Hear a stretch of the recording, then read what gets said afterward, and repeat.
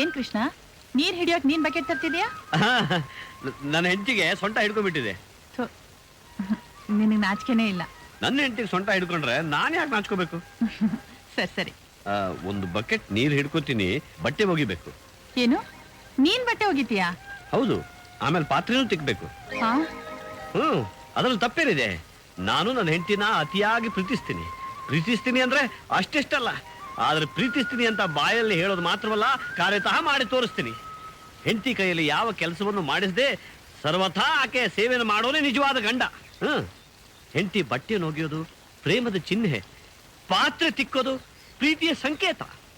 ಹಾಗ ನೀವು ಹಾಗ ಅಂತ ರಾಗ ಹೇಳಿತೀರಾ, ಆಶ್ಚರ್ಯ ಪಡ್ತೀರಾ. ಆದ್ರೆ ನಾನು ಹೇಳೋದು, ಪ್ರಾಣಕ್ಕೆ ಪ್ರಾಣ ಕೊಟ್ಟು ನನ್ನ ಹೆಂಡತಿನ ಪ್ರೀತಿಸ್ತೀನಿ ಅಂತ ಹೇಳೋ ಯಾವನೇ ಗಂಡಸಿರ್ಲಿ, ಅವನ ಮನೆಯಲ್ಲಿ ಕೆಲಸ ಮಾಡ್ಲಿಲ್ಲ, ಅವನ ಹೆಂಡತಿನ ಪ್ರೀತಿಸೋ ನಾಟಕ ಆಡ್ತಿದ್ದಾನೆ ಅಂತಾನೆ ಲೆಕ್ಕ.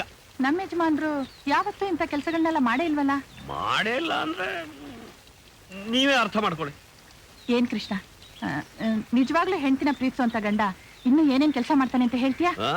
ಮನೆಯಲ್ಲಿ ಅಡುಗೆ ಮಾಡೋದು, ಇಲ್ಲ ಅಂದ್ರೆ ತಲೆಗೆ ಎಣ್ಣೆ ಹಾಕಿ ಕೂದಲು ಬಾಚೋದು, ಸೋಪ್ ತಿಕ್ಕಿ ಸ್ನಾನ ಮಾಡಿಸೋದು, ಹೀಗೆ ಅನೇಕ ರೀತಿಗಳಿದ್ದಾವೆ ಮೇಡಮ್. ಇವತ್ತೇ ಅಲ್ಲ, ಯಾಕೆ ದಿವಸಕ್ಕೊಂದೊಂದು ಹೇಳ್ಕೊಡ್ತೀನಿ ಬೇಕಾದ್ರೆ.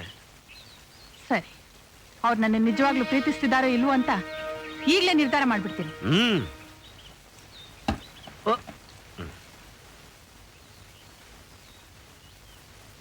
ಇವತ್ತು ನಮ್ಮ ಪ್ರೊಪ್ರೈಟರ್ಗೆ ಕೊಟ್ಟ ಡೋಸಿಗೆ ಅವ್ರಿಗೆ ಎದ್ದ ತದ್ದ ಕೋಪ ಬಂದು ನನ್ನ ಕುತ್ತಿಗೆ ಹಿಡಿದು ಆಚೆ ದಬ್ತಾರೆ.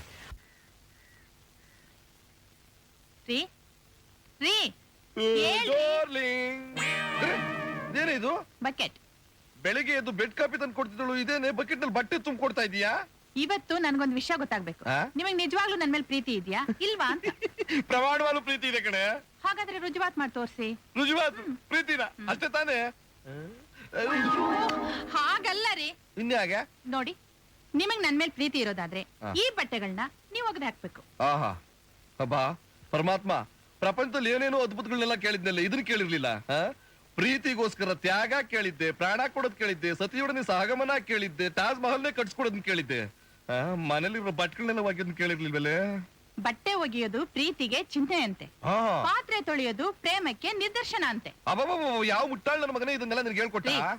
ಬರೀ ಹೇಳೋದಷ್ಟೇ ಅಲ್ಲ ರೀ, ನಮ್ ಕೃಷ್ಣ ಈ ಕೆಲ್ಸನೆಲ್ಲ ತಾನೇ ಮಾಡ್ತಾ ಇದ್ದಾನೆ. ಕೃಷ್ಣ ಕೃಷ್ಣ ಅಪ್ಪ ಕೃಷ್ಣ ಏನೇ ದೊಡ್ಡ ಮನುಷ್ಯ, ನಿನಗಿರೋದಕ್ ಜಾಗ ಕೊಟ್ಟೆ, ಉಡೋದಕ್ ಬಟ್ಟೆ ಕೊಟ್ಟೆ, ತಿನ್ನೋದಕ್ ಅನ್ನ ಕೊಟ್ಟೆ, ಕೆಲ್ಸನೂ ಕೊಟ್ಟೆ, ನೀನ್ ನನಗೇನ್ ಕೊಟ್ಟೆ?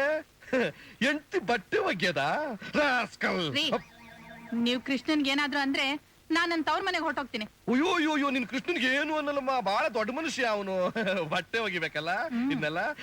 ಬರೀಲೇ ಇದಿಷ್ಟೇ ಅಲ್ಲ, ಈ ಬೆಡ್ ಶೀಟ್ ಒಗಿತೀನಿ, ಇದನ್ನೂ ಒಗಿತೀನಿ, ಈ ದಿಂಬು ಒಗಿತೀನಿ, ಈ ಕರ್ಟನ್ನು ಒಗಿತೀನಿ, ನಿನ್ ಸೀರೆನೂ ಒಗಿತೀನಿ, ನಿನ್ನೂ ಹಾಗಲ್ಲ ರೀ. ನೋಡಿ, ಅವನ್ ಹತ್ರ ತಿಳ್ಕೊಳ್ಳೋ ವಿಷಯ ಇನ್ನು ಬೇಕಾದಷ್ಟಿದೆ. ಕೃಷ್ಣ ಹತ್ರ ಪರಮಾತ್ಮ ತಿಳ್ಕೊಳ್ಳೋ ವಿಷಯ ಬಹಳಷ್ಟಿದೆ. ಹೌದೌದು ಹೌದು ಹೌದು. ಕೃಷ್ಣ ನನ್ನ ಮಗನೇ, ಬಾ ನಿನಗ್ ಮಾಡ್ತೀನಿ. ಏನಿದಿ ಗ್ರಹಚಾರವೋ ಕೃಷ್ಣ ನನ್ನ ಮಗನೇ, ಬಟ್ಟೆ ಒಗೆಯುವ ಕರ್ಮ. ಹ್ಯಾಪಿ ಬರ್ತ್ಡೇ ಬಾವಾ. ಹುಟ್ಟು ಹಬ್ಬದ ಶುಭಾಶಯ ಸರ್. ಗೌರಿ ಬಾಯಲ್ಲಿ ಬೇರೆ ಯಾರಿಗೂ ಗೊತ್ತಾಗಬಾರ್ದು ಅಂತ ಮಾಡಿ ಮೇಲೆ ಬಟ್ಟೆ ಒಗಿತಿದ್ರೆ ಇವ್ರನ್ನ ಯಾಕೆ ಇಲ್ಲಿ ಕರ್ಕೊಂಡು ಬಂದೆ? ನೀವು ನನ್ನ ಎಷ್ಟು ಪ್ರೀತಿಸ್ತೀರಾ ಅನ್ನೋದು ಅವ್ರಿಗೂ ಗೊತ್ತಾಗ್ಲಿ ಅಂತ. ಕಳಿಸು ಕಳಿಸು.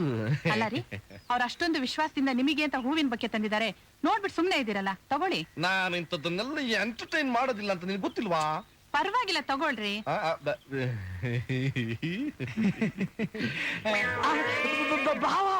ನೀವು ಮಾತಾಡ್ತಾ ಇರಿ, ನಾನ್ ಕಾಫಿ ತಗೊಂಡ್ಬರ್ತೀನಿ.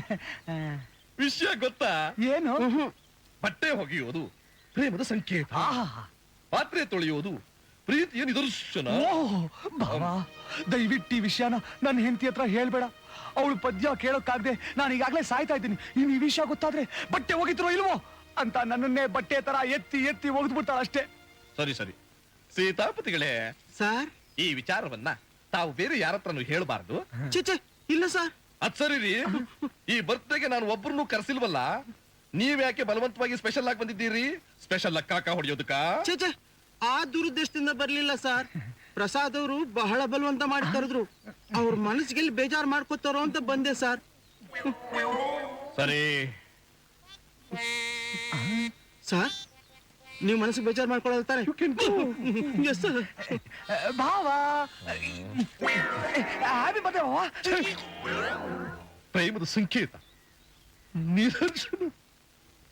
ಕಾಫಿ ತಗೊಳ್ಳಿ. ಅಯ್ಯೋ ಬೇಡಿ ಬೇಡಿ, ವಿನಾಕಾರಣ ಪ್ರೊಪ್ರೇಟರ್ ಮನಸ್ಸಿಗೆ ಬೇಜಾರು ಮಾಡಿಬಿಟ್ಟೆ. ನನ್ನ ಕಾಕ ಹಿಡಿಕೆ ಬಂದೆ ಅಂತ ತಪ್ಪು ತಿಳ್ಕೊಂಡ್ರು. ನಾ ಬರ್ತೀನಮ್ಮ. ಅಕ್ಕ ನಾನು ಬರ್ತೀನಕ್ಕ. ಭಾವ ಬಟ್ಟೆ ಒಗ್ದು ಸುಸ್ತಾಗಿದ್ದಾರೆ. ಈ ಕಾಫಿನ ಅವ್ರಿಗೆ ಕೊಟ್ಬಿಡು.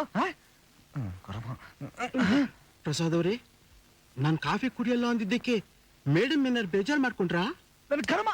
ಲೋ, ಮದುವೆಗೆ ಹೋಗ್ಬೇಕಾರೆ ಬೆಕ್ಕನ್ನ ಕಂಕ್ಳು ಇಟ್ಕೊಂಡು ಹೋದಾಗೆ ನೀನು ಇಲ್ಲಿ ಕರ್ಕೊಂಡ್ ಬಂದಲ್ಲ. ನಿನ್ನಿಂದ ನಮ್ಮ ಭಾವನು ಬೇಜಾರು ಮಾಡ್ಕೊಂಡ್ರು, ನಮ್ಮ ಅಕ್ಕನೂ ಬೇಜಾರು ಮಾಡ್ಕೊಂಡ್ರು. ನನ್ ಕರ್ಮ. ಅಯ್ಯೋ ನಿಮ್ಮ ಮನಸ್ಸಿಗೂ ಬೇಜಾರಾಗೋಯ್ತಲ್ಲ. ಅಯ್ಯೋ ಏನ್ ಮಾಡ್ಲಿ? ಈ ವಿಚಾರ ನನ್ನ ಹೆಂಡತಿ ಹತ್ರ ಹೇಳ್ಕೊಳ್ಳೋಣ ಅಂದ್ರೆ ನನ್ನ ಹೆಂಡತಿ ಇನ್ನೂ ಊರಿಂದ ಬಂದಿಲ್ವೇ? ಬರಲ್ಲ ಕಣಯ್ಯ, ನಮ್ಮಪ್ಪನೇ ಬರಲ್ಲ ಕಣಯ್ಯ. ಅವಳು ಬಂದ್ರೆ ಅವಳ ತಲೆ ನೀನು ಹೀಗೆ ತಿಂತಿಯಲ್ಲ, ಅದಕ್ಕೆ ಅವಳು ಬರೋದೇ ಇಲ್ಲ. ಒಟ್ನಲ್ಲಿ ನಿನ್ನ ಕೈಯಲ್ಲಿ ನಾನ್ ಸಿಕ್ಕಾಕೊಂಡಲ್ಲ, ನನ್ನ ಕರ್ಮ. ಅಯ್ಯೋ ಅಯ್ಯೋ ವಿನಾಕಾರಣ ಇವ್ರ ಮನಸ್ಸಿಗೂ ಬೇಜಾರು ಮಾಡ್ಬಿಟ್ನೆ.